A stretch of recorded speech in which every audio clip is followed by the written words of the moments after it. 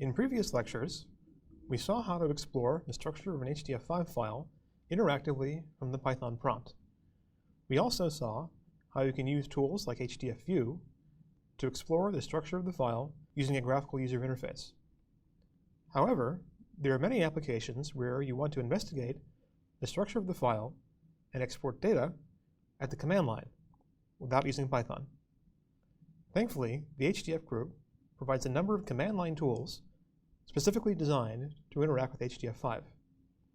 In this lecture, we examine three: h5ls, the HDF5 equivalent of the Unix ls command; h5dump, that allows you to extract information about the structure and the contents of the file; and h5repack, a very useful utility that allows you to apply transformations to an HDF5 file, including changing the compression.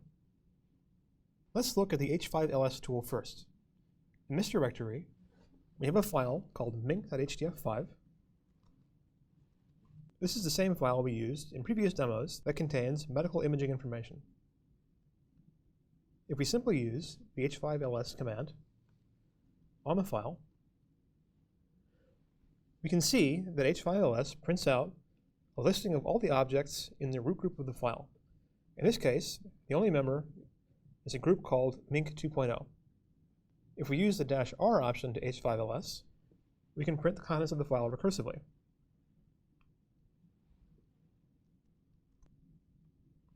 Here, we can see the root group, then the group minc 2.0. Under that, we see a series of nested groups and datasets. You'll notice that for each dataset, h5ls also prints dimension information. In this case, we have a number of scalar datasets under the dimensions group, and a number of higher dimensional datasets under the image group. If we want, we can print information about a particular subgroup.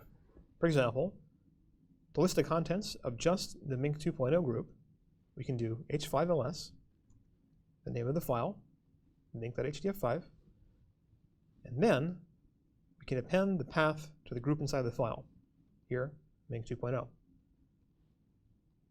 We can see that the minc 2.0 group contains three groups: dimensions, image, and info. Finally, we can have h5ls print additional information by using the -v option for verbose. h5ls -v, name of the file, and then the name of the object within the file. In this case, we see additional information about the contents of the group. If we were to provide the path to a dataset, for example, the image dataset, we can see a wide variety of information, not only about the object, but also about all the attributes attached to it. Let's take a look at another command line tool which can be used to extract information from an HDF5 file. The tool is called h5dump. The simplest way to use h5dump is simply to run h5dump against the file, in this case, minc.hdf5. You'll notice that h5dump prints not only structural information, but also very large quantities of data. As the name implies, h5dump is generally used to extract or dump the information from an HDF5 file, including datasets, to the terminal or to other files. We don't really want to wait for h5dump to finish printing all this information. So, instead, what we can do is use the -h option to print only header information. If we use less, we can see that h5dump prints a structured representation of the groups in the file, and the attributes, and all the datasets.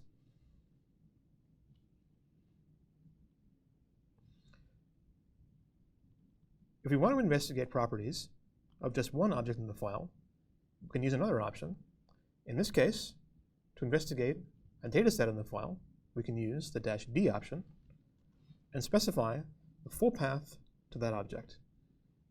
Let's investigate the object at minc 2.0 /image 0 image. This is a big three-dimensional dataset holding image information. Here we can see the full path of the dataset. Its type in this case, unsigned 8-bit integer, or U8, the shape of the data set, in this case 3-dimensional, the shape 385 by 303 by 348. We can also see all the attributes attached to this object. To see even more detailed information, we can use the P, or Properties option. Here we can see additional information, including details on the storage layout, the filters applied, in this case no filters, fill value, and details on the allocation. If we wanted to extract all the data from this data set, we could use the -D option and remove the P and H options. As before, H5 dump will print information on the data set to the terminal. To save to a file, we can use the output option, or -O, to output to a text file. Here, the structural information goes to the terminal, but all the raw data will go to the output file. Keep in mind that text files like this can be very large. As you can see, H5 dump is taking quite a while to finish the export. So, H5 dump also provides options for exporting to binary files. Let's take a look at one more useful tool in the HDF5 toolset. The tool in question is called H5 Repack. If we take a look at our MIG file, we can see it has a size on disk of about 40 megabytes. Let's see if there's a way we can reduce that by applying compression. You could simply place this file into a zip file. However, we can use the H5 Repack tool to apply HDF5 compression to each data set individually. The command is H5 Repack. Then we specify the filters we want. In this case, we want to apply the gzip filter. We can give it an option. In this case, we ask for the maximum compression, level 9. Then we ask for the input file, mink.hdf5, and we give the name of an output file. H5 Repack will load the input file, apply whatever transformations we ask for, in this case, adding the gzip filter with level 9 to every data set in the file, and then it will output that information to a new file. In this case, output mink.hdf5. Let's see what happens.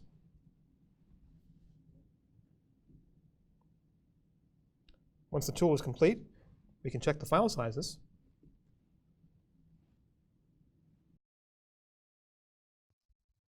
And we can see we reduced the size of the file by almost a factor of 4. Let's use the H5 dump tool to investigate the exact data set inside the file. We saw before that if we used the -P and -H options, we could investigate extended information about a data set inside the MIG file. For example, H5 dump -P -H of the data set MIG 2.0 inside the original MIG file. We can see, in addition to the information above, there are no filters applied. We apply that same command to the new file. We can see the dataset is now using deflate compression, or gzip compression, at level 9, and we have used a compression for this dataset with a ratio of about 3.7 to 1. H5ls, H5 dump, and H5 Repack are not the only tools provided by the HDF group. For more information on these tools and others, please go to the HDF group website at hdfgroup.org.